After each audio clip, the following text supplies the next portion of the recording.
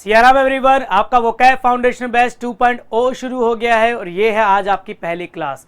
आज मैं आपको बताऊंगा बहुत सारी ऐसी बातें जिसको सुनने के बाद आपके पैरों के नीचे ज़मीन खिसक जाएगी कि यार एक्चुअली में बच्चे को पढ़ना क्या चाहिए और बच्चा पढ़ता क्या है। क्या रीज़न है 99.72% बच्चे एसएससी या किसी भी गवर्नमेंट जॉब की तैयारी करते वक्त फेल हो जाते हैं।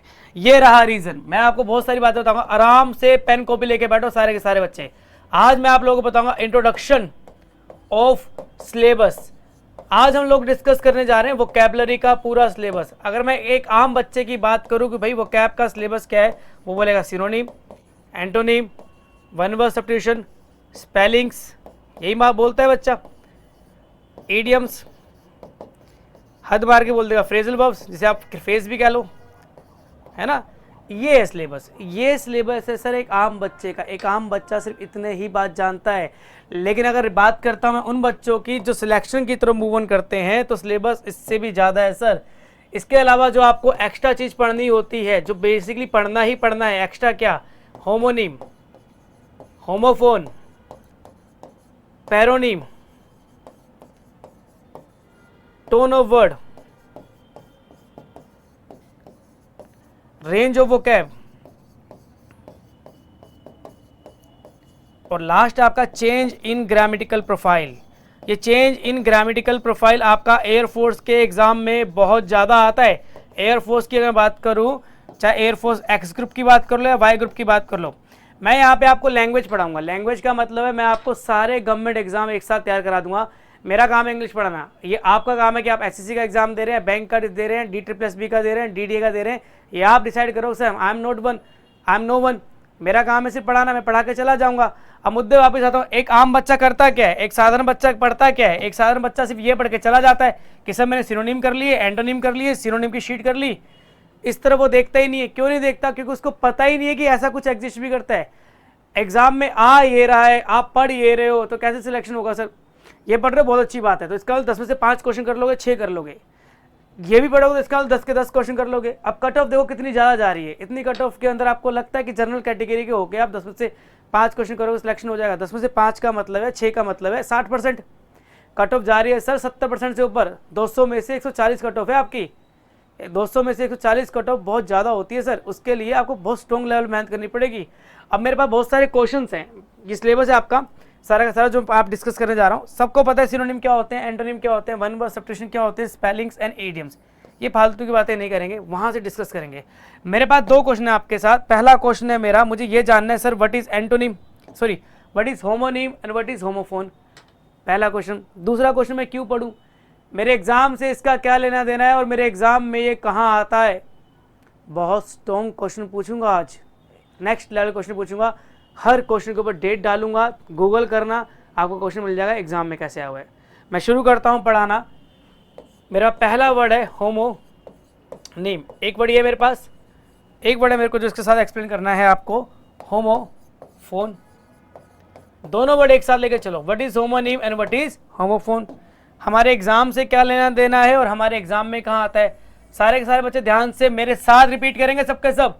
होमो मतलब सेम, होमो मतलब सेम। सर होमो आपका रूट वर्ड होता है जहां आ जाए सेम। जितने बच्चे देख रहे हैं और जितनी बार इस वीडियो को देखोगे उतनी बार रिपीट करोगे।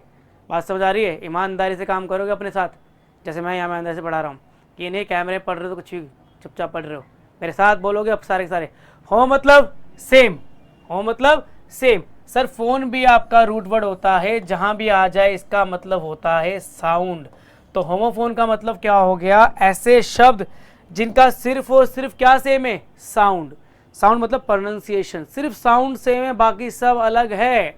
मतलब स्पेलिंग भी अलग और मीनिंग भी अलग। यानी कि मैं लिख सकता हूं a word that has same pronunciation, a word that has same pronunciation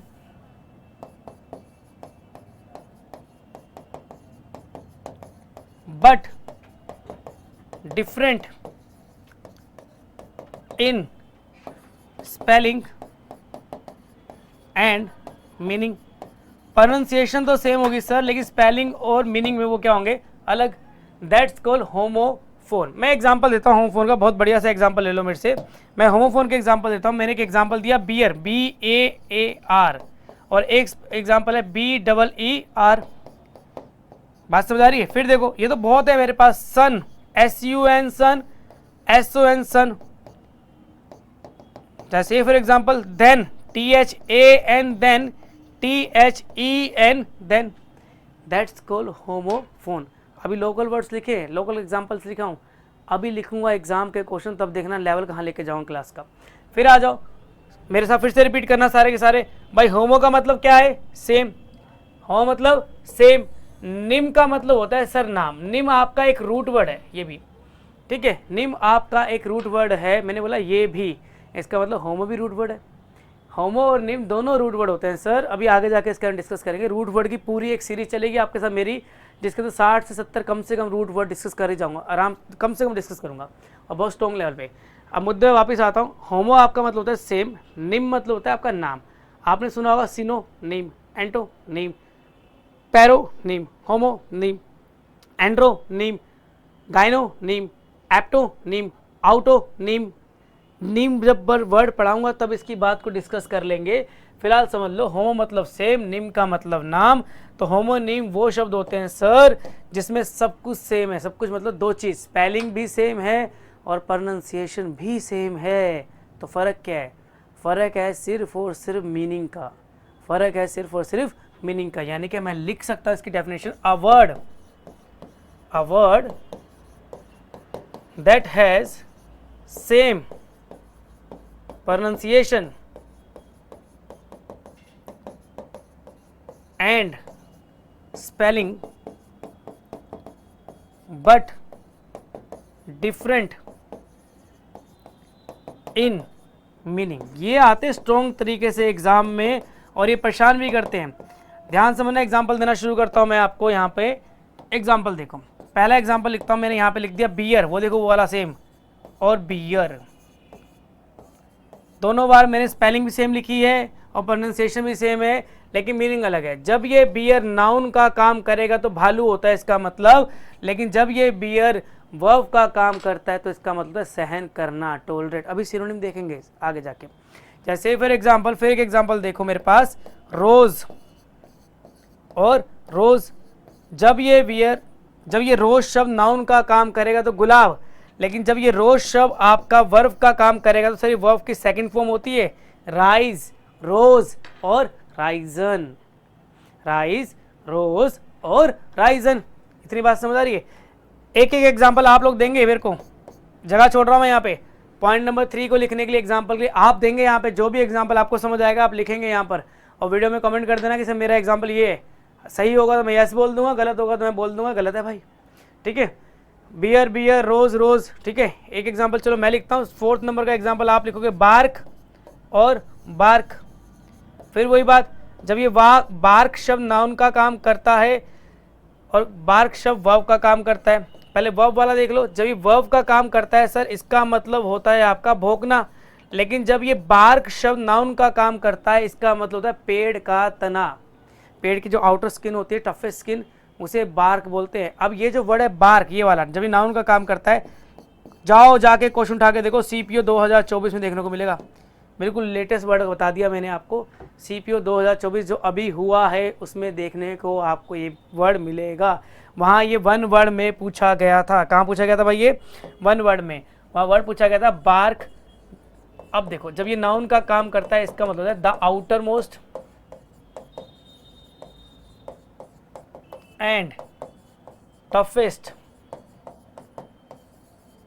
layer of a tree. Simple सी भाषा लिखना चाहूँ तो हिंदी में समझाने के लिए, पेड़ का तना, पेड़ का तना, दैट्स कॉल्ड आउटर।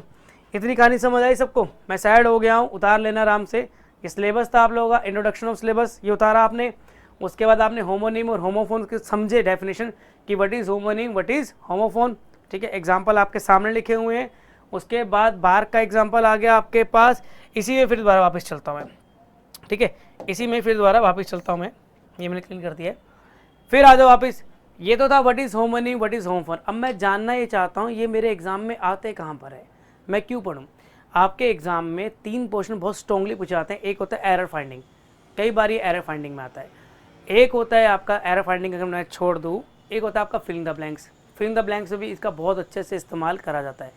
एक क्वेश्चन बताता हूँ, तीसरा क्वेश्चन जहाँ पे आता है सिनोनिम और एंटोनिम को जब डिफ़िकल्ट लेवल पे पूछा जाता है तो वो होमोनिम पूछते हैं या फिर होमोफोन पूछते हैं, जब वो उसका लेवल डिफ़िकल्टी लेवल उसका बढ़ा देंगे। एक क्वेश्चन को पूछने के जनरली एक पढ़ाने का तरीका क्या होता है, सबसे पहले बेसिक लेवल पढ़ते हैं, उसके बाद उसका एवरेज कर देते हैं, उसके बाद मॉडरेट होता है, उसके बाद टफेस्ट लेवल होता है। जब एग्जाम में टफेस्ट लेवल पूछेगा तो वो जो टफेस्ट लेवल होगा ना सर, वो होगा आपका होमोनिम और होमोफोन से। मैं क्वेश्चन दिखाता हूँ, पहले एकदम सिंपल सा क्वेश्चन, एग्जाम का क्वेश्चन देखना चाहो तो एग्जाम का भी देख सकते हो। क्वेश्चन देखो, एरर फाइंडिंग में कैसा था वो देखो, the principal is kind enough to grant मी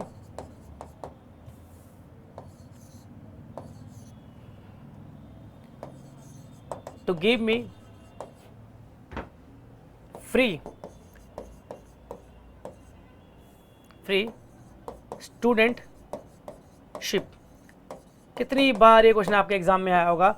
बस कॉन्सेप्ट सेम रहता है, जैसे मैथ्स में कॉन्सेप्ट सेम रहता है, डिजिट चेंज होती है, ऐसे इंग्लिश में सेंटेंसेस चेंज होते रहते हैं, कॉन्सेप्ट वही रहता है। ये है एरर फाइंडिंग में कितनी बार पूछने वाले क्वेश्चन है ये, the principal is kind enough.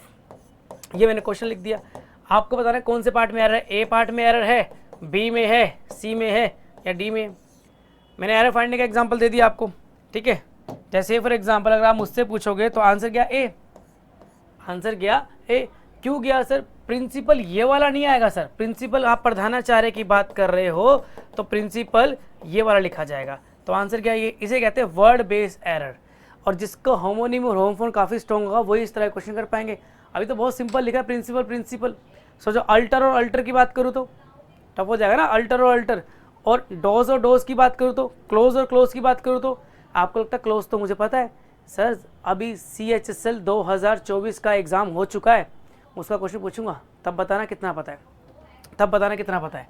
इतनी बात समझ आई सबको कि एक तो ये होमोनिम और होमोफोन आपके आते हैं कहाँ पर, एक तो आते हैं आपके एरर फाइंडिंग में, सेंटेंस इंप्रूवमेंट में भी आते हैं आपके ये, ठीक है। एरर फाइंडिंग सेंटेंस में बोल लो, फिलिंग द ब्लैंक्स बोल लो, फिलिंग द ब्लैंक्स में आते हैं, और या फिर आपका सिनोनिम एंटोनिम का जो हाईएस्ट लेवल पूछा जाता है तब आते हैं। अभी पूछूंगा सिनोनिम एंटोनिम को लेके, मैं एक एक करके पढ़ाना शुरू करता हूँ। अब जब प्रिंसिपल की बात चल ही रही है तो एक बार डिटेल से देख लेते हैं सारे वर्ड्स को, ठीक है। आओ शुरू करते हैं। जब प्रिंसिपल शब्द को डिटेल से डिस्कस, मैं पहला होमोनिम एक्सप्लेन करता हूँ एग्जाम के पॉइंट ऑफ व्यू से। एक वर्ड है मेरे पास प्रिंसिपल और एक वर्ड है मेरे पास प्रिंसिपल। चल जा भाई, प्रिंसिपल और प्रिंसिपल।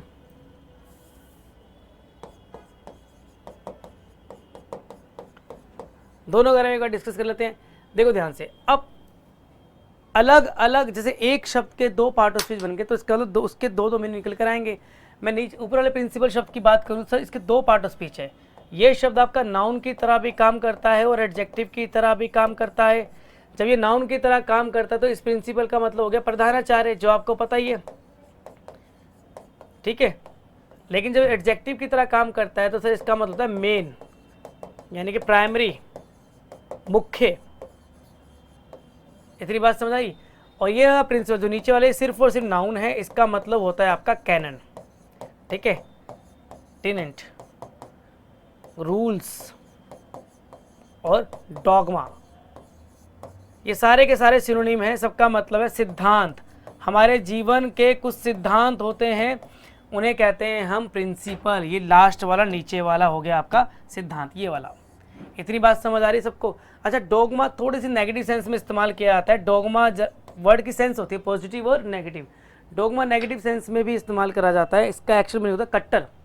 कट्टर रूल्स और रेगुलेशन कुछ धर्मों में होते हैं कि उनके धर्म के बारे में बात करी जाए या कुछ उल्टा सीधा बोला जाए तो वो जान से मार देंगे, ठीक है। बहुत सारे धर्मों में ऐसे होता है, मैं किसी का नाम नहीं ले रहा, वो कट्टर चीज़ है, ठीक है। हाँ, तो दूसरा पॉइंट क्या है, अब ध्यान समझना, फिर आपके वर्ड्स चालू हो जाएंगे पढ़ाने। एक वर्ड है फिर मेरे पास कैनन, फिर कैनन, वही होमोनिम, होमोफोन।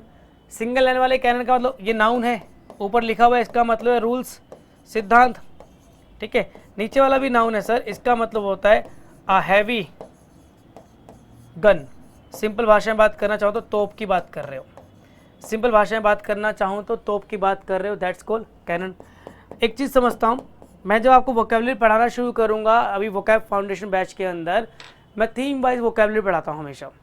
आगे जाके समझाऊंगा थीम वाइज क्या है। जैसे प्लेस वाले सारे वर्ड एक साथ करा दूंगा, ट्रैवल वाले सारे वर्ड एक साथ करा दूंगा, गोड theme, death theme, poem theme, copy theme, ठीक है, high frequency words, girl theme, travel, food theme, है ना, ये सारे थीम वाइज पढ़ाता हूँ। उसमें आपकी सारी वोकेबलरी कवर हो जाती है। जैसे ग्रामर वेल डिफाइन होती है सिलेबस की, नाउन प्रोनाउन एडजेक्टिव, अगर नाउन में गलती तो बच्चा नाउन की प्रैक्टिस करता है। ऐसी वोकैब का ही वेल डिफाइंड तरीका होता है पढ़ाने का, उसी तरीके से मैं आपको वोकैब कवर कराऊंगा। मैं मुद्दे वापस आता हूँ, कैनन और कैनन क्या बता रहा था मैं ये बताना चाहता है, हैशटैग करके लिख लेना। प्लेस की एक बात करता हूँ, जिस जगह पर तोप को रखा जाता है, हिंदी में बोला जाता है तोप खाना, उस जगह को क्या कहते हैं?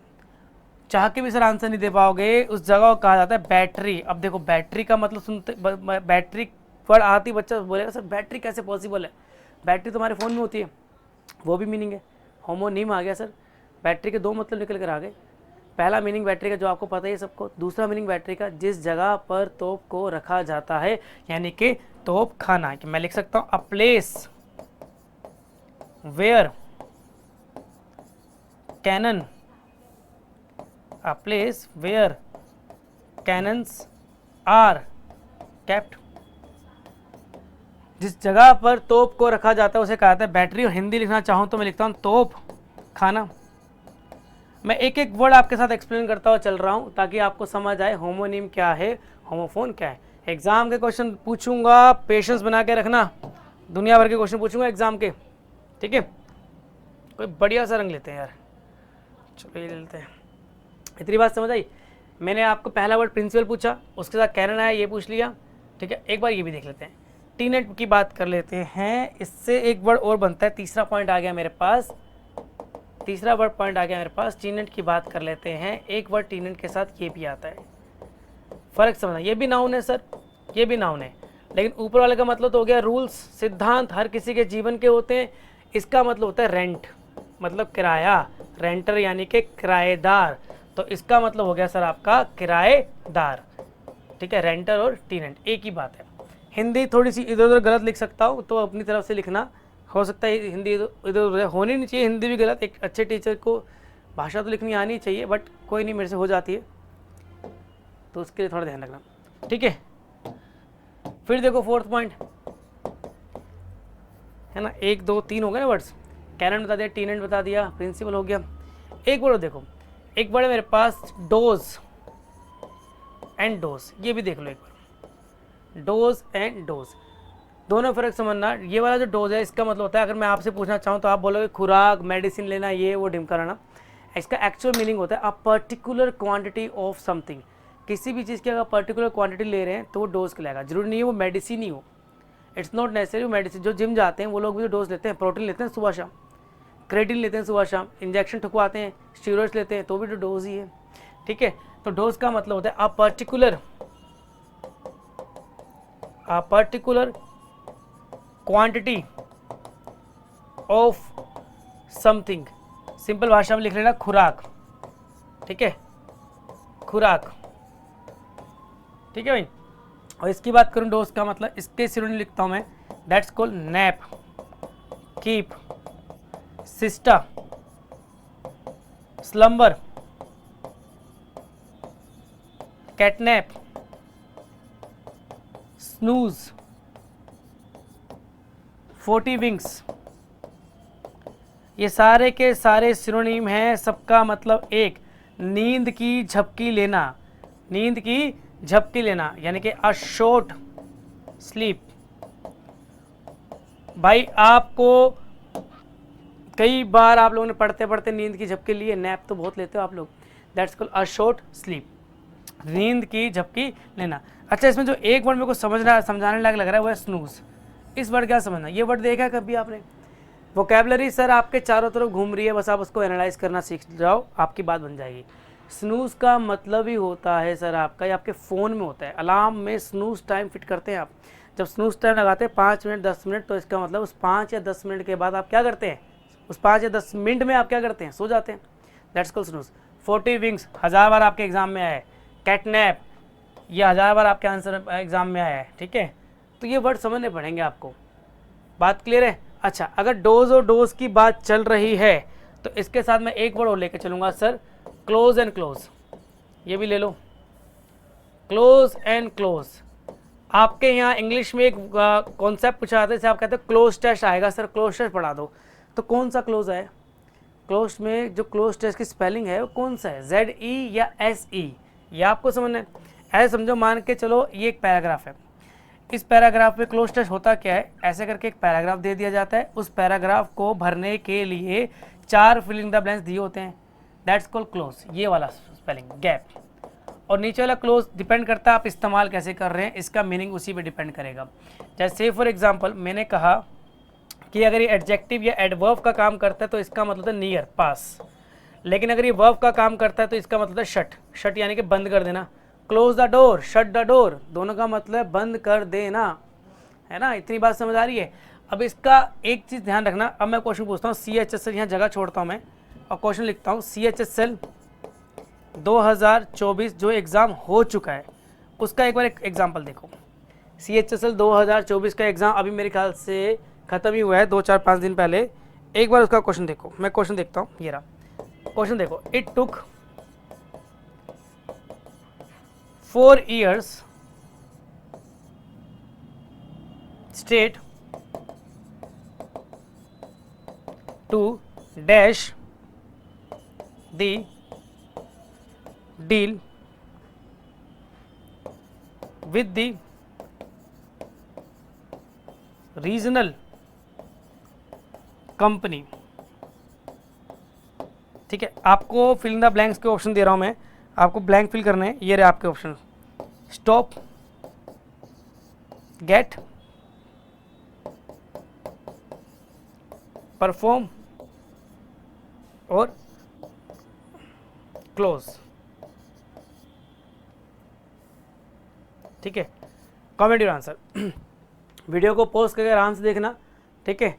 मैं एक्सप्लेन करना शुरू करता हूँ, आंसर देना शुरू करता हूँ मैं, ठीक है। अब ध्यान से, it took 4 years state to dash the deal with the regional company. अब मेरे पास सुनो, 2 के साथ डैश लिखा है, फिलिंग द ब्लैंक्स भरना है मुझे। एक वर्ड समझो छोटा सा, इन्फिनिटी।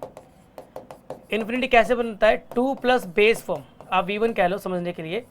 2 प्लस बेस फॉर्म यानी 2 प्लस वर्ब की फर्स्ट फॉर्म से बनता है इन्फिनिटी। जैसे to go, to run, to sleep, to enter, ये सब क्या है? इन्फिनिटी के एग्जाम्पल। तो ये 2 लिखा हुआ है यहाँ पे, इन्फिनिटी है। तो यहाँ पे इसका मतलब मुझे चाहिए वर्ब, लेकिन अगर आप नोटिस करो चारों ही वर्ब है, चारों ही वर्ब है। अब कुछ वर्ड फिक्स होते हैं, उनके साथ आपको चीज़ समझनी होगी कैसे।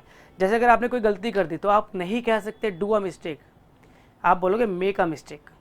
गलती करने के लिए डू शब्द का इस्तेमाल कभी करते ही नहीं है। एग्ज़ाम देने के लिए, मैं एग्ज़ाम देने जा रहा हूँ, I am going to give exam, नहीं sir, I am going to take exam. एक विद्यार्थी गिव एग्ज़ाम कभी नहीं बोल सकता, वो हमेशा बोलेगा टेक एग्ज़ाम। एक स्टूडेंट गिव एग्ज़ाम कह ही नहीं सकता, क्योंकि गिव एग्ज़ाम का मतलब होता है एग्ज़ाम को डिस्ट्रीब्यूट करना, वो काम टीचर का है सर। टीचर बोल दे तो वो कह सकता है गिव एग्ज़ाम, लेकिन स्टूडेंट बोलेगा तो बोलेगा टेक एग्ज़ाम। इतनी बात समझे, इसे कहते हैं word error. The point is, deal को फाइनलाइज करने के लिए वर्ड इस्तेमाल करते हैं क्लोज। तो क्लोज द डील, आंसर क्या जाएगा? Close the deal. यहाँ ही लिखता हूँ, मैंने जगह छोड़ दी मैंने यहाँ पे। क्लोज द डील का मतलब होता है final the deal, deal final कर लेना, that's called close the deal. इतनी बात समझ आई सबको? चलो पीछे चलते हैं, देखें क्या पढ़ा अभी तक। पहले सबसे पहले स्टार्टिंग से शुरू करता हूँ मैं। मैंने सबसे पहले लिखा सिलेबस और 2 शब्दों को एक्सप्लेन करना शुरू किया। वो 2 शब्द कौन करते हैं? होमोनीम और होमोफोन। ये 2 शब्द थे मेरे पास। इन 2 शब्दों को एक्सप्लेन करते हुए मैंने एग्जाम्पल देने शुरू किए हैं, और ये सारे एग्जाम्पल्स हैं, ठीक है। लिख लेना सब कुछ। तो ये सारे वर्ड चल रहे हैं, 4 एग्जाम्पल हो गए, 5 एग्जाम्पल हो गए। एक और बहुत अच्छा एग्जाम्पल लिख के देता हूँ आप लोगों को। अभी हाल ही के एग्जाम में मेरे ख्याल CDS का क्वेश्चन था शायद, कंबाइंड डिफेंस सर्विसेज, उसका क्वेश्चन था। 6th एग्जाम्पल देखो इसका। एक वर्ड है मेरे पास अल्टर, ALTER, और एक वर्ड है alter, ALTAR।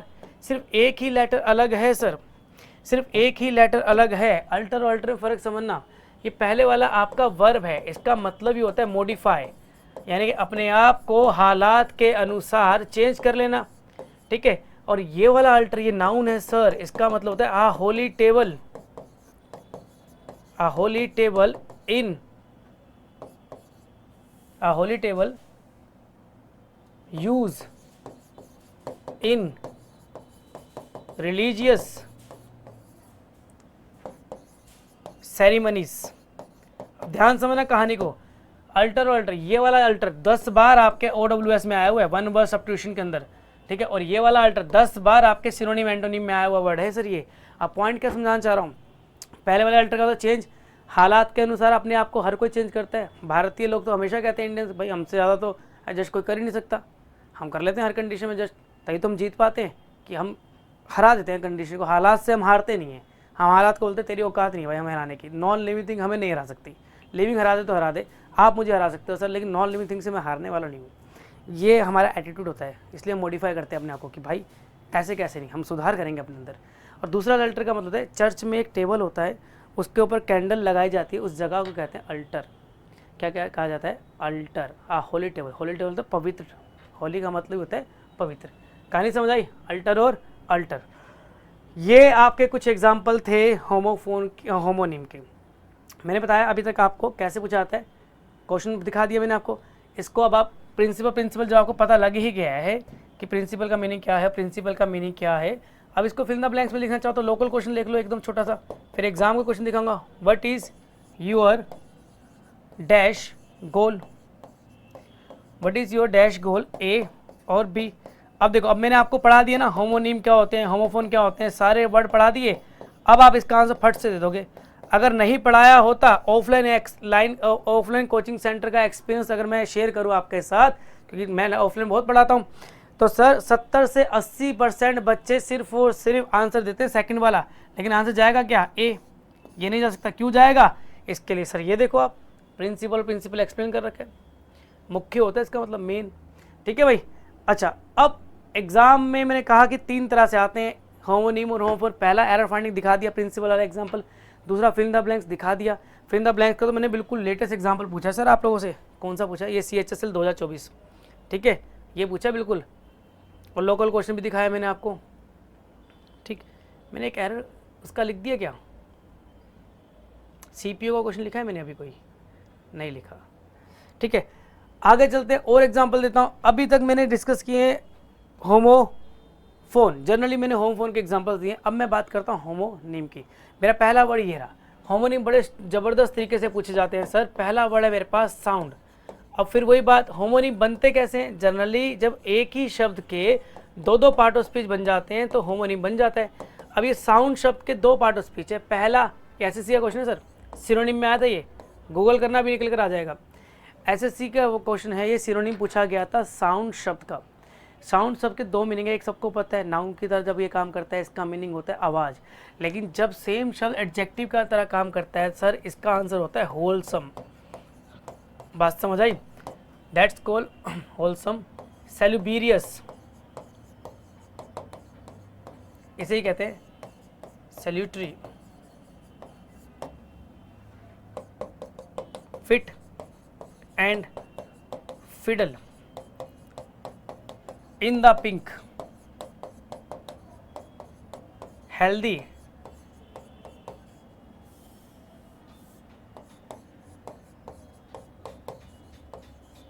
That's also called strengthening. Strengthening का मतलब ही होता है आपको किसी को शक्ति प्रदान करना। हेल्दी के सेंस में इसको इस्तेमाल कर सकते हैं, कोई इशू नहीं है।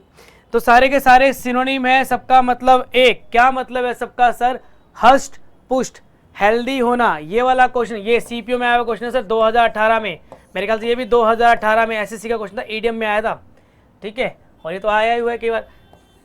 That's called healthy. अब देखो कोई सोच सकता है कि साउंड का मतलब होगा हेल्दी। होलसम आंसर था सर इसका, होलसम आंसर था। 1 2 3 4 5 6 7 और एक साउंड खुद हो गया 8। हर वर्ड के 10 10 12 12 8 8 सिनोनिम मैं लिखूंगा। 5 आप लोगों से पूछूंगा, 5। आपको जब प्रैक्टिस कराई जाएगी तब आपको रिप्लाई करना पड़ेगा। ये नहीं कि पहले का आंसर ये बोल के छोड़ दिया, जब आप आंसर देंगे तो साथ के 5 सिनोनिम भी बोलेंगे, किसके 5 सिनोनिम ये रहे सर, तब मानना कि तैयारी अच्छी और चल रही है। इतनी बात समझ आई। अच्छा, एक बात ध्यान रखना, ये फिट एंड फिडल सर आपका मुहावरा है, ईडियम है। जैसे इन द पिंक भी आपका ईडियम है, तो ये भी आपका ईडियम है। पूरा लिखना फिट एंड फिडल, सिर्फ फिडल मत लिख देना। अगर सिर्फ फिडल लिख दिए तो वर्ब हो गया सर, इसका मतलब होता है बिट्रे, धोखा करना, चीट देना, करना किसी के साथ। खैर अभी मत लिखो, अलग से लिखवाऊंगा सारे वर्ड्स। बात समझ आई, स्टैंडिंग एंड ऑल दैट। ये पहला वर्ड लिखा है मैंने। फिर देखो एक वर्ड और, आपके सीपीओ के पेपर का एग्जाम का क्वेश्चन है, सीपीओ में आया था एक वर्ड, सीपीओ के एग्जाम में ये वर्ड आया था, एंड वर्ड इज काउ। फिर आ गया आपका होमोनिम। सर आपके होमोनिम पीछा नहीं छोड़ेंगे, होमोनिम आपके एग्जाम में नेक्स्ट लेवल पे पूछे जाते हैं हमेशा, आज नहीं हमेशा। अब देखो मैंने कहा था कैसे आते, 3 तरह से आते, एरर फाइंडिंग दिखा दिया, फिलिंग द ब्लैंक्स दिखा दिए, अब दिखा रहा हूँ सिनोनिम। इसका सिनोनिम पूछा गया था काउ शब्द का, 99% बच्चे इसका आंसर नहीं करते, जब आता है एग्जाम में इतने लेवल पे। बच्चा बोलता है सर काउ पूछा गया था, काउ का मतलब गाय होता है, कहीं पे लिखा ही नहीं हुआ था गाय, या किसी एनिमल की बात ही नहीं हो रही थी। बेटा दो तरह से काम करता है ये। जब ये काउ शब्द नाउन की तरह काम करता है तो इसका मतलब है गाय, लेकिन जब काउ शब्द वर्ब की तरह काम करता है तो इसका मतलब होता है थ्रेटन, धमकी देना। ये इसका आंसर था, दैट्स कॉल्ड थ्रेटन, ठीक है। फ्रिटन, होरीफाई, पेट्रीफाई, टेरिफाई, टेरराइज,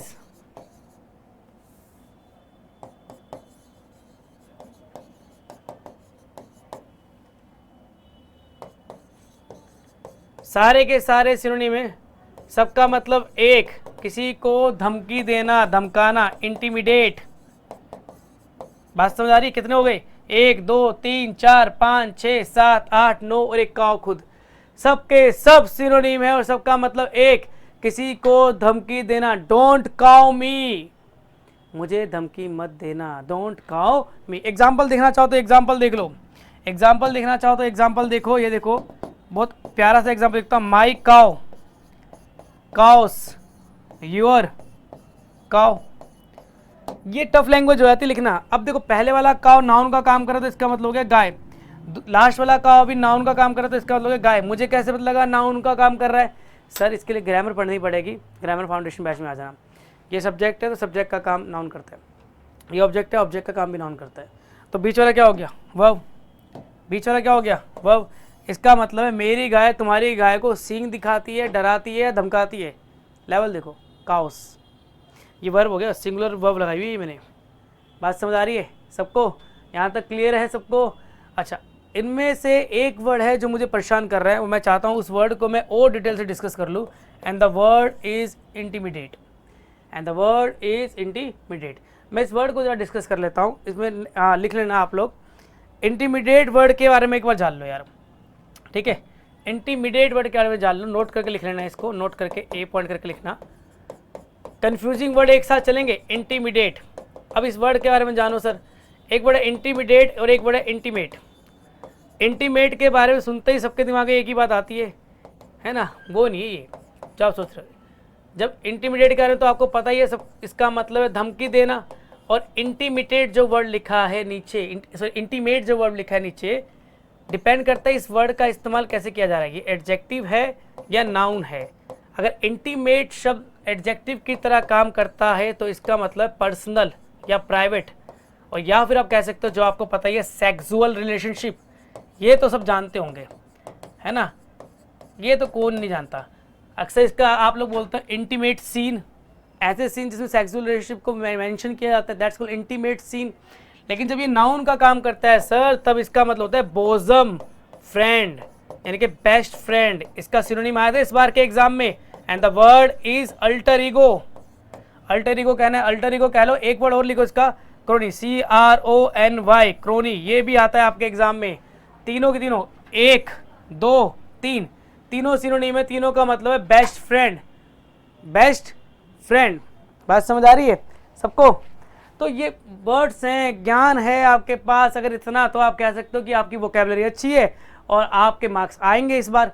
लेकिन इतना डिटेल में पढ़ना पड़ेगा आपको, उसके लिए ना आप तैयार है ना कोई और तैयार है। दोनों तैयार हो जाओ भाई, आप भी और कोई और भी, ठीक है। फिर देखो एक एग्जाम्पल और देख लो, चलो एक एग्जाम्पल और देख लो।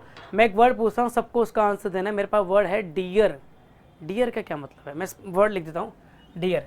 अच्छा, ये वाला डियर मत सोच लेना, ये तो हिरण होता है, छोड़ दो इसको, उसकी बात कर रहा हूँ। डियर का मतलब क्या होता है, फिर वही बात ये कैसे इस्तेमाल करेंगे। पहला तो डियर का मतलब होता है आपका प्रिय, किसी को भी प्यार दिखाने के लिए इस वर्ड का इस्तेमाल करते हैं, ये लविंग वर्ड है। जैसे फॉर एग्जांपल हमारी हिंदी भाषा के अंदर अगर किसी लड़की को, अपनी छोटी बहन को मैं प्यार दिखाता हूँ तो मैं उसको बोलता हूँ लाडो, है ना, सॉरी बड़ी बहन को बोलता हूँ लाडो, मैं अपनी बड़ी बहन को बोलता हूँ लाडो क्या हाल है तेरे, है ना, तो लाडो मेरी। ऐसे मैं अभी तो मैं ऑनलाइन पढ़ा रहा हूँ, बड़े प्यार से बोल रहा हूँ, जब मैं उसको होता है तो मैं उसको चिढ़ाता हूँ उसको कि लाडो इधर आ, क्या कर रही है, ठीक। लेकिन इस डियर के दो मतलब है, एक तो लविंग वर्ड है, दूसरा इस डियर का जो एग्जाम में मतलब मैं बात करना चाहूँ तो इसका मतलब है कॉस्टली। कोई सोच सकता है डियर का मतलब कॉस्टली, डियर का मतलब कॉस्टली, लेवल देख रहे हो आप, महंगे के लिए इस्तेमाल करते हैं डियर को, ठीक है। तो इतनी डिटेल के लिए आप अगर रेडी हैं तो आप ये मान के चलो कि आप एसएससी की तैयारी कर रहे हो। चलो मेरे पास एक वर्ड हो रहा है डॉन, इसका मतलब बता दो कोई बच्चा। अगर अब भी आप इसका आंसर कर रहे हैं कि डॉन का मतलब गुंडा, तो इसका मतलब आप सुधरे नहीं हो। इसका मतलब इतना सा है कि आप अपनी धुन में हो। आपको अब तक तो समझ जाना चाहिए कि मैं बात कर रहा हूँ सिर्फ एग्जाम पॉइंट ऑफ व्यू से। जिस तरह से कॉइन की दो साइड होती है, ऐसे बहुत सारे वर्ड्स होते हैं इंग्लिश में जिनके दो दो मीनिंग होते हैं। सर आपको सिर्फ ये जानना है कि एग्जाम के अकॉर्डिंग कौन सा अप्रोप्रिएट है, कौन सा अप्रोप्रिएट नहीं है, ठीक है। साउंड का मतलब आवाज़ किसको नहीं पता, लेकिन एग्जाम के लिए वो ठीक ही नहीं है। एग्जामिनर उसको अलग से एंगल से पूछ रहे हैं, वो एडजेक्टिव की तरह काम करवा के पूछ रहे हैं। कितनी बार बोला आपने साउंड पर्सन, पर्सन हो गया नाउन, साउंड उसकी विशेषता है। साउंड पर्सन का होता है हेल्दी इंसान, है ना, हेल्दी इंसान, हष्ट पुष्ट इंसान, ऐसी डॉन है। ये शब्द काम कैसे करेगा इस पे निर्भर करती हैं सारी कहानियां कि ये वर्ब का काम करा रहे हो इससे या नाउन का काम करा रहे हो। अगर ये वर्ब का काम करता है तो इसका मतलब होता है पुट ऑन। पुट ऑन का मतलब होता है सर आपका पहनना, पुट ऑन योर रिंग, अपनी रिंग पहनो। पुट ऑन योर वॉच, अपनी घड़ी पहनो। Put on your T shirt, अपनी टी शर्ट पहन लो। इसको आप कह सकते हो don your ring, don your watch. बात समझ आई। जो वर्ब का काम करता है इसका मतलब पहनना होता है, इसकी फर्स्ट फॉर्म डॉन ही होती है, सेकंड फॉर्म होती है ईडी लगा दो, और थर्ड फॉर्म भी सेम बनेगी। तो सेकंड और थर्ड फॉर्म सेम होती है। अब मैं इसका जब नाउन की तरह बताऊंगा ना, आपके पैरों के नीचे जमीन खिसक जाएगी। इसको गूगल कर लेना। डॉन जब नाउन का काम करता है तो सर इसका मतलब होता है पढ़ा लिखा इंसान, विद्वान, एक ऐसा इंसान जिसके पास बड़ा ज्ञान है। जैसे I am the don of your class, मैं हूँ आपकी क्लास का डॉन, तो इसका मतलब ये नहीं मैं गुंडा हूँ या क्रिमिनल हूँ, इसका मतलब है पढ़ा लिखा इंसान हूँ सर, टीचर हूँ मैं। तो डॉन का सिनोनिम बनता है सर आपका टीचर, ठीक है, scholar, lettered, learned, academic, cultured, civilised, ठीक है,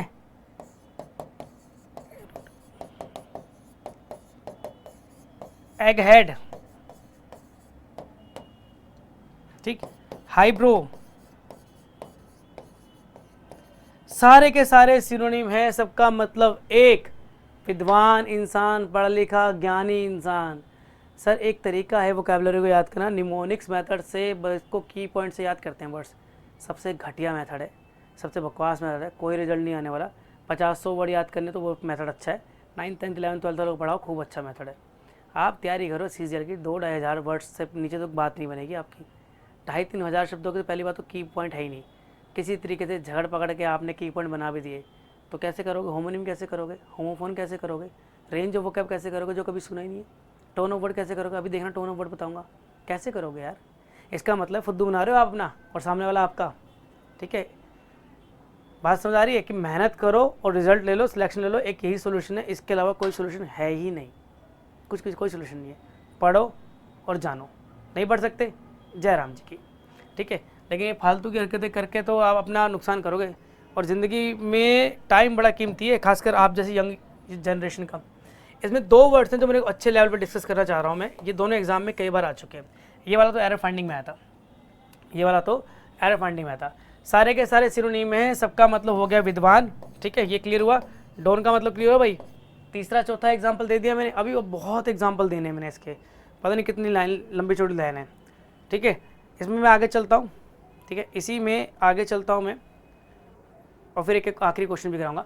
अच्छा नोट करके 2 पॉइंट समझना। अब नोट करके 2 पॉइंट समझना, ए और बी।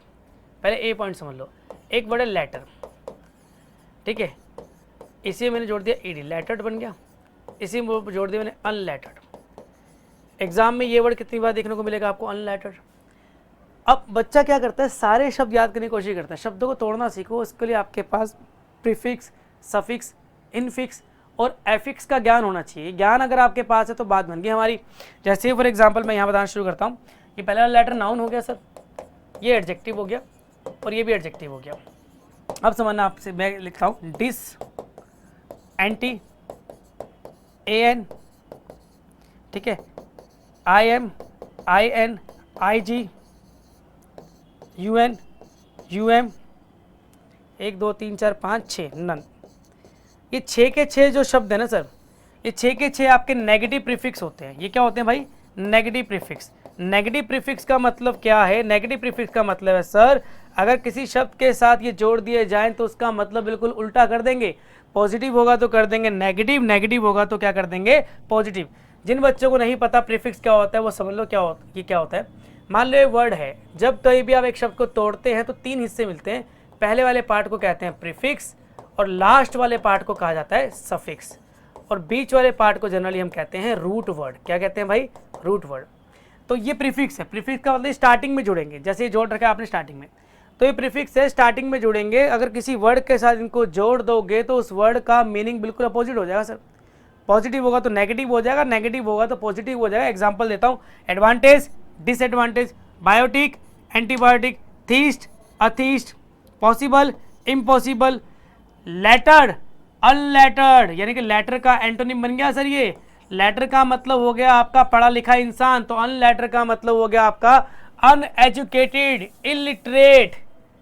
बात समझ आई, अनएजुकेटेड और इलिटरेट। अभी आगे चलेंगे, वेज, नॉन वेज, ठीक। तो इसका आंसर बड़ा प्यारा आया था एग्जाम में, पहले इसके सिनोनिम लिख लो, दैट्स कॉल्ड अनएजुकेटेड, इलिटरेट। इसका जो आंसर आया था वो नीसियंट आता है जनरली। नीसियंट का मतलब ही होता है इग्नोरेंट, ऐसा इसको ज्ञान नहीं है चीज़ों का, ठीक है। अनएजुकेटेड, इलिटरेट, नीसियंट, अनलेटर्ड, ये सारे के सारे लोग होते हैं अनपढ़, जो पढ़े लिखे नहीं होते, ठीक है। दैट्स कॉल्ड ना, ये सारी चीज़ क्लियर हुई। ए पॉइंट क्लियर हुआ। बी पॉइंट समझना, अब इसी में नोट करके बी पॉइंट समझना। मैंने एक वर्ड लिखा लर्न, इसकी वर्ब की फॉर्म होती है लर्न्ड। फर्स्ट फॉर्म ये होती है, सेकंड फॉर्म ये होती है और थर्ड फॉर्म ये होती है। तो ये ईडी लगा के क्या कर रहे हो सर आप, फिर सर ईडी लगा के आप बना रहे हो एडजेक्टिव। क्या बना रहे हो सर, एडजेक्टिव। अब एग्जाम में बड़े कमाल से पूछा जाता है, जैसे for example, Rohan is a sagacious person, he has a lot in his life, ठीक है। A option, B option, learn it, learned, learn,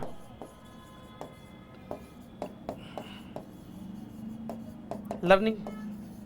ये 4 ऑप्शन मैंने आपके सामने दिए हैं और आपको आंसर देना है इसका कि क्या आंसर है, क्या जाना चाहिए, क्या नहीं जाना चाहिए, वो देखो। अब आप सारे जो भी है, ठीक है। मैं समझाना शुरू करता हूँ। रोहन इज अ सगाशियस, पहले सगाशियस वर्ड समझ लो। आने वाले कल में इसके सारे सिनोनिम लिखूंगा। सगाशियस का मतलब होता है बुद्धिमान, सगाशियस पर्सन है। ही हैज़, अब देखो हैज़ यहाँ पे हेल्पिंग वर्ब है, हैज़ यहाँ पे हेल्पिंग वर्ब है, तो मुझे यहाँ पे मेन वर्ब चाहिए। अब मुझे पता है हैज़ और हैव के और हैड के बाद थर्ड फॉर्म आती है, तो मुझे यहाँ वर्ब की थर्ड फॉर्म चाहिए। तो ये तो आपका वर्ब की थर्ड फॉर्म है ही नहीं, ये गलत हो गया, ये भी नहीं, ये भी गलत हो गया। सर ये तो एडजेक्टिव है, ये तो एडजेक्टिव है, तो ये आंसर है। ये कहानी है। इसके लिए आपको इतना ज्ञान होना चाहिए कि कौन सा एडजेक्टिव है, कौन सा नाउन है, क्या किसका मीनिंग है, ठीक है। ये बातें पता होंगी तो आप करेंगे। मैं एक सेंटेंस और लिख के देता हूँ, वो भी देखो आप। मैं एक सेंटेंस और लिख के देता हूँ, वो भी देख लो आप। जैसे for example, Rohan is a learned man, ये सिंपल सेंटेंस लिख दिया, ठीक है। अब आपको मुझे ये बताना है कौन सा आएगा, पहले वाला आंसर है या दूसरे वाला। Comment your answer. आपको मुझे ये बताना, देख लो भाई, आपको मुझे ये बताना है कौन सा आंसर है, पहले वाला आएगा या दूसरे वाला आएगा। जो भी आपको सही लगे आप बता दो मुझे, ठीक है, जो भी आपको सही लगे आप बता दो मुझे। मैं क्वेश्चन पूछना शुरू करता हूँ। अब ध्यान समझना, मैन सर आपका नाउन है, ठीक है, नाउन की विशेषता एडजेक्टिव बताएगा तो ये वर्ब है, ये हो गया ठीक। तो इसके लिए थोड़ा सा ग्रामर का भी इस्तेमाल आना चाहिए, थोड़ा ज़्यादा ही आना चाहिए, पूरा ही आता तो और भी अच्छी बात है, लेकिन बेसिक तो ऑलरेडी पढ़ा चुका ना तसल्ली से, बहुत अच्छे से बता चुका हूँ बेसिक चीज़ें, ठीक है। वोकैब फाउंडेशन बैच चल रहा है तो मैं वोकैब की बात करूँगा, लेकिन जहाँ जहाँ ग्रामर की आवश्यकता पड़ेगी तो वो भी इस्तेमाल करनी पड़ेगी मुझे। तो मेरे का ये क्लियर हो गया होमोनिम क्या होते हैं, मेरा ये क्लियर हो गया होमोफोन क्या होते हैं, ठीक है। मैं एक क्वेश्चन और लिखता हूँ, ये भी मेरा क्वेश्चन है एग्जाम का ही है। इस क्वेश्चन को देखो जरा एक बार, इस क्वेश्चन को देखो जरा एक बार। क्वेश्चन था ये, लाओ एक अच्छा क्वेश्चन दिखाता हूँ आपको। If there is one thing, if there is one thing that I cannot abide, it is a lack of discipline। ये आपका क्वेश्चन है और आपको सेंटेंस को इम्प्रूव करना है, ये वर्ड अबाइड इम्प्रूव करना है आपको। ये रहे आपके ऑप्शन है, अबाइड बाय, अबाइड टू, ठीक है, अबाइड विद और अबाइड इन। ये रहे आपके ऑप्शन, ठीक है। नहीं देखो लास्ट वाला हटाओ, नो इम्प्रूवमेंट। ये आपके 4 ऑप्शंस हैं, टेक योर टाइम और मुझे आंसर दे दो कि ए बी सी डी जो भी आपको लग रहा है, ठीक है, जो भी आपको समझ में आ रहा है वो आंसर आप मुझे दे सकते हो। मैं इसको एक्सप्लेन करना शुरू करता हूँ, ठीक है, मैं इसको एक्सप्लेन करना शुरू करता हूँ। इसको एक्सप्लेन करने के लिए आपको एक वर्ड मेरे से समझना पड़ेगा, अबाइड। पहले वर्ड समझ लो इसका मीनिंग क्या है, 1 2 3 4, ठीक है। Abide in, abide at, abide with, abide by, no preposition. ये 5 केसेस बनते हैं इसके, ठीक है। अब समझना, अबाइड का बेसिक मीनिंग कोई मुझसे पूछे तो बोलूँगा सर अबाइड का मीनिंग, बेसिक मीनिंग तो रहना ही होता है, अबाइड का मतलब रहना, ठीक है। अब इन और एट आपका प्रपोजिशन ऑफ प्लेस है। प्रपोजिशन ऑफ प्लेस हमें पता है, अगर आप आगे जाकर ग्रामर में डिटेल से पढ़ोगे मेरे साथ तो पता लगेगा आपको प्रपोजिशन ऑफ प्लेस का इस्तेमाल कैसे करते हैं। इनका जनरली हम बोल देते हैं ऐसे, बड़ी जगहों के लिए इन आता है, छोटी जगहों के लिए एट आता है, लेकिन डिटेल कुछ और ही कहती है, ठीक है। उसके बारे में बाद में बात करूंगा मैं, फिलहाल ये लिख लो जो मैं बोल रहा हूँ ताकि आपको समझ आए। लार्ज प्लेस, ठीक है, स्मॉल प्लेस। आप किसी बड़ी जगह पे रह रहे हो तो लार्ज प्लेस के लिए अबाइड इन कर दो, छोटी जगह के लिए ऐड कर दो। किसी के साथ रह रहे हो समवन तो विद आएगा। अबाइड बाय का मतलब क्या होता है, अबाइड बाय का पहले सिनोनिम जानो। अबाइड बाय का सिनोनिम बनता है एडहेयर टू, और दोनों का मतलब होता है टू फॉलो। क्या मतलब होता है, फॉलो करना किसी चीज़ को, रूल्स को, रेगुलेशन को फॉलो करना। मैंने एक रूल बनाया और आप उस रूल को फॉलो कर रहे हैं कि सारे बच्चे क्लास में टाइम पर आएंगे भाई, लेट एंट्री नहीं है किसी की भी ऑफलाइन में, तो आप क्या कर रहे हो, abide by, abide by, adhere to, ठीक है। अब ध्यान समझाना क्या चाह रहा हूँ, अब मैं इस समय आपको समझाना चाह रहा हूँ फ्रेजल वर्ब। क्या समझाना चाह रहा हूँ, फ्रेजल वर्ब्स। फ्रेजल वर्ब्स क्या होती है सर, एक वर्ब आपने ली, जैसे जैसे आपने उस वर्ब के साथ प्रेपोजिशन चेंज करते चले गए वैसे वैसे उसका मीनिंग भी चेंज होते चला गया सर। जैसे फॉर एग्जांपल मैं आपको छोटा सा एग्जांपल देता हूँ। यहाँ पर, यहाँ तक तीनों का मतलब हो गया, अबाइड का मतलब हो गया रहना, यहाँ तीनों का मतलब यहाँ भी रहना, यहाँ भी रहना, यहाँ भी रहना, लेकिन जैसे ही बाय लगाई प्रेपोजिशन आपने मीनिंग ही चेंज कर दिया, आपने मीनिंग ही चेंज कर दिया और आपने मीनिंग कर दिया इसका फॉलो करना। और जब अबाइड के साथ कोई प्रपोजिशन नहीं आती तब अबाइड का मतलब हो जाता है सर बियर। बियर यानी कि सहन करना, टोलरेट करना। इतनी कहानी समझ आ रही है। अब मैं बाकी पीछे सेंटेंस पे चलता हूँ, पीछे सेंटेंस में वापस आता हूँ। अगर पीछे वाला सेंटेंस लिखूँ, if there is one thing that I can not tolerate, एक ऐसी चीज़ है जो मैं टोलरेट नहीं करता, सहन नहीं कर सकता, वो क्या है, लैक ऑफ डिसिप्लिन। अगर कोई बच्चा डिसिप्लिन में नहीं है तो मेरी क्लास में नहीं होना चाहिए वो। इतनी बात समझ आ रही है। ये बात ऑनलाइन पे भी वैलिड है भाई। अगर आप डिसिप्लिन में नहीं रह सकते तो आप कहीं और पढ़ो सर, कहीं पढ़ लो। तो यहाँ से मैं आपको ब्लॉक कर दूंगा, आपका अकाउंट डिलीट कर दूंगा। आप डिसिप्लिन में ही पढ़ना मेरे साथ, क्योंकि मैं ऑफिसर बनाने में विश्वास रखता हूँ और उसके लिए मैं बहुत मेहनत करता हूँ। ठीक है, मैं फालतू करके तो ना मैं करता ना मैं करने दूंगा। तो पॉइंट क्या है यहाँ पे, तो यहाँ सहन करने की सेंस आ रही है, सहन करने की सेंस आ रही है, तो आप नो इम्प्रूवमेंट। सेंटेंस को इम्प्रूव करने की कोई आवश्यकता नहीं, सेंटेंस बिल्कुल ठीक है। दैट्स कॉल अबाइड, कोई प्रपोशन नहीं आएगी, बस अबाइड तक काफ़ी है। अब इतने अच्छे अच्छे क्वेश्चन आते हैं आपके यहाँ पर। अब मैंने यहाँ पे एक वर्ड लिख दिया बियर। अब मैंने अगर वियर्ड शब्द लिख ही दिया है तो क्यों ना इस बियर शब्द के सारे सिनोनिम भी लिख दूँ, 2 4 5 जो भी बनते हैं। बियर का मतलब ये होता है टॉलरेट करना, बियर का मतलब क्या होता है एंड्यूर, पुट अप विद, ठीक है। अबाइड, अबाइड कब बियर का मतलब कहलाएगा, जब इसके साथ कोई प्रपोशन नहीं होगी। और टॉलरेट,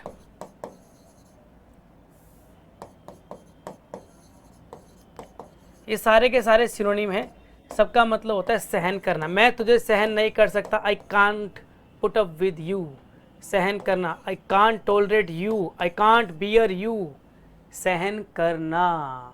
इतनी कहानी समझ आई, आज सिर्फ सिलेबस डिस्कस कर रहा हूँ, उसी में दिखा दिया एग्ज़ाम का लेवल क्या है और आप पढ़ क्या रहे हो। अगर इतना समझ आता है नेक्स्ट क्लास में मिलेंगे भाई। अभी सिर्फ और सिर्फ बताया क्या है वो देख लेते हैं एक बार। 16 स्लाइड्स हो गई हैं, अभी तक सिर्फ और सिर्फ क्या पढ़ा है एक बार वो देख लेते हैं। यहाँ आ जाओ। आज मैंने आपको 4 चीज़ें पढ़ा दी हैं। आप बोलोगे सर 3 ही पढ़ाई है, अभी दिखाता हूँ 4 पढ़ाई है। एक मैंने आपको होमोनिम पढ़ा दिया, एक मैंने आपको होमोफोन पढ़ा दिया, और एक आपको मैंने ये फ्रेज बता दी। ईडियम तो है ही नॉर्मली, ठीक है। अब ये तो 3 हुई, चौथी क्या है, पैरोनिम भी पढ़ा दिया sir. What is paronym, root words को ही पैरोनिम कहते हैं।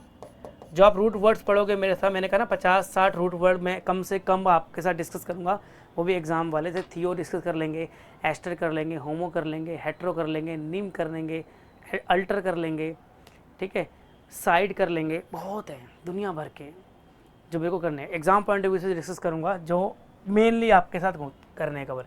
तो 3 पॉइंट कवर हो गए, पहला, दूसरा, तीसरा और ये चौथा। 4 पॉइंट मैंने सिलेबस के कंप्लीट किए।